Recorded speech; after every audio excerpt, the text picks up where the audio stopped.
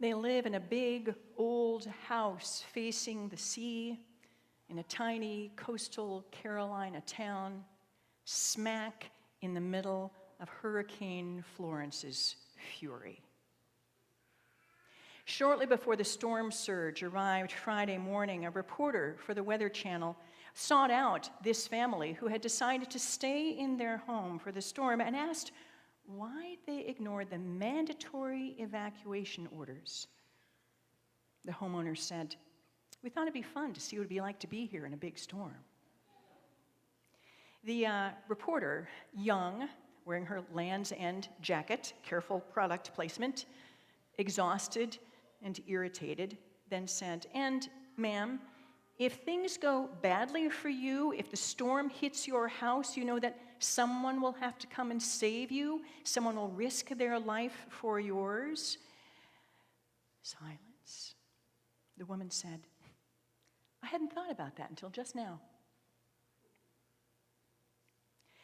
I can imagine a circumstance in which it would be difficult to evacuate if someone in the home were sick or disabled, if there was livestock to tend, or if your business was critical to what was happening, if you had physical skills, a surgeon, a nurse, a firefighter, and had to stay behind. But to stay to satisfy curiosity? Really? In fact, within hours of hurricane's landfall, emergency teams near that small town received more than 500 distress calls from families just like theirs, who imagined their amusement was worth more than someone else's life. Who are these people? Of course, danger can escalate quickly in any storm. Mother Nature isn't obligated to play fair. So I pray that all those in the storm's path are safe. But, to be honest, a cold, icy, little dark corner of my heart hoped that this family might have experienced a moment of panic before they were retrieved from their roof. They needed to learn a lesson about the value of a life, someone else's life. Hurricanes are not the only thing that can take sudden turns, escalating quickly into something unimagined and unmanageable. Conversations can go that way too, especially if Jesus is your conversation partner and a cross-shaped storm is brewing out to sea. Last week, Jesus performed 2 miracles, banishing a demon from a little girl and opening the ears of a hearing-impaired man. They were impressive. 2 more jaw-dropping miracles in an already breathtaking career. But we don't know if Jesus was in need of a pat on the back or worried that his disciples weren't sufficiently impressed with what he was doing. So he queried them, "Who do people say that I am?" He was hoping they might say Bono or Pope Francis or Jack Ryan. Instead, they said, "Well, we've heard rumors that you might be Elijah come back from the dead, or John the Baptizer reunited with his head?" ? Their uncertainty hung in the air. Exhausted and irritated, but without the Land's End logo on his jacket, Jesus pressed, "Then who do you say that I am?" Silence. Finally, Peter cleared his throat and said, "Messiah?" Something about that spot-on answer, Peter's recognition of Jesus' true self, opened the floodgates, and Jesus poured out a secret he'd been keeping for months, if not for years. "Friends," he said, "this is not going to end well. There are those who seek my life, some whom you know. I will be shunned, I will be tortured, I will be killed, and then," pausing for emphasis, "then I will live." Peter didn't hesitate this time. "Lord, no, it can't happen to you." And like a storm surge in a hurricane, Jesus unleashed a Category 5 rant. "There is life, Peter, and there is life.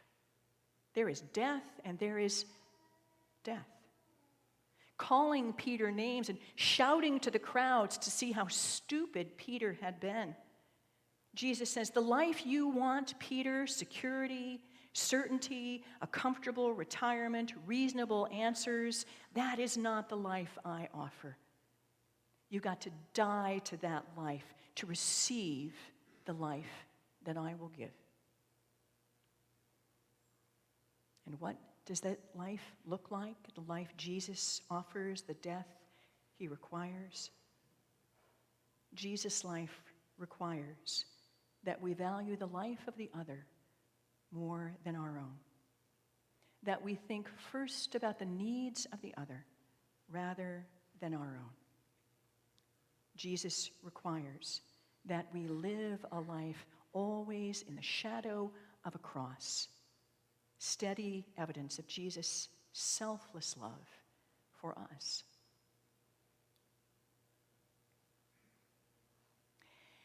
I have not known Kevin and Kara, whose daughter Hattie is baptized today, all that long. But I know something about you without even having to ask.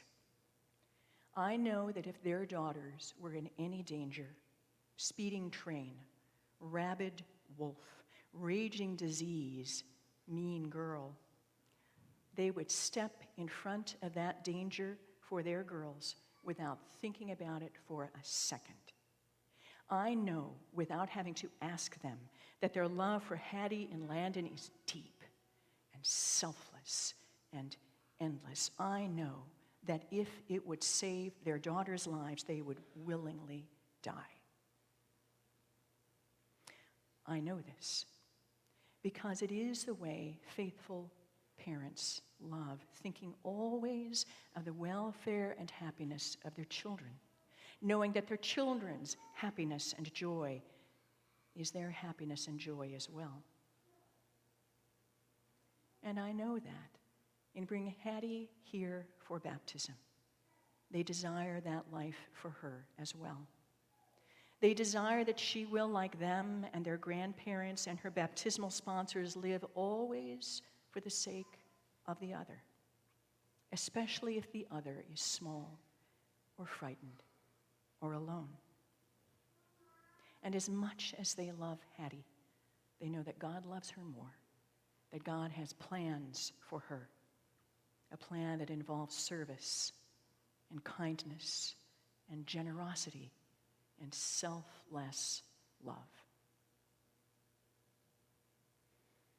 Please know, there is a great chasm between the life Jesus desires for us, this baptized life that Hattie enters, and the life that some would have us live, going through life as a doormat, a tool, an amusement, being whatever someone else wants us to be. The life Jesus asks us to live is a life that we choose, not a life thrust on us by someone else, whose motives may be suspect. I am also the mother of 2 daughters, and when they began to start dating, about the age of 35 or 36, I think it was, I said to them, if anyone ever says to you, if you love me, you will, they don't really love you. Run away. Disciples choose the way we live. Jesus chooses the way we live. No one tells us how to do it. Meanwhile, people wise and foolish, generous and selfish, are being pummeled by Hurricane Florence, a storm that does not distinguish among us. And to be fair to that family with a big house on the ocean, none of us can know how we would respond under similar unexpected, threatening circumstances. So rather than being snarky, as I have been, about those who tempt Florence by sitting in her path, it is incumbent upon me and you and all who have already waded in the waters of baptism to protect these small, frightened, isolated children of God from the unwelcome waters that rise around them. Because there is life, and there is life. There is death, and there is death. Jesus asks us to choose life that really is life, even if it means a little bit of what we had imagined has to die. Today we choose Jesus' life for ourselves, for Hattie, and for all who weather life's storms.